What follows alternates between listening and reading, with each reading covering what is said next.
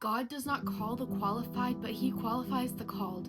Maybe you're someone and the Lord has been calling you into things and you just feel unworthy. The enemy's been making you look at your past and he makes you feel like, how could you do that? How could you lead that? How could you start that? Look at what you did. Or maybe you're someone who likes to plan stuff, who likes to prepare for stuff, and you're just like, God, I did not prepare for this.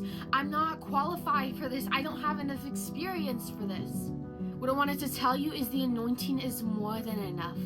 If God called you to do something, He is going to anoint you to do it also, and that anointing will carry you through. But we need to remember that the caller is the keeper. That if the Lord called us to do something, we need to continue to spend time with Him. That's the only way you're going to get through. It doesn't matter what others think. It doesn't matter what they say. It doesn't matter what your family, your closest friends think. But what does matter is that you obey the voice and the calling of God on your life now.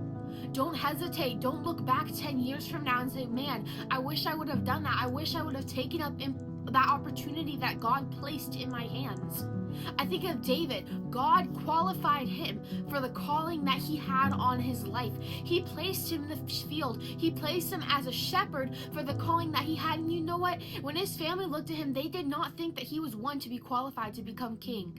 And let me tell you something, your yes to the Lord brings His calling into full action in your life. So don't say that you're not qualified. Don't say that you're not enough. Don't say that you can't do what the Lord's calling you to do. Because if He could do David from being a shepherd to being a king of a nation to being a mighty warrior, He can take you into what He's calling you to do.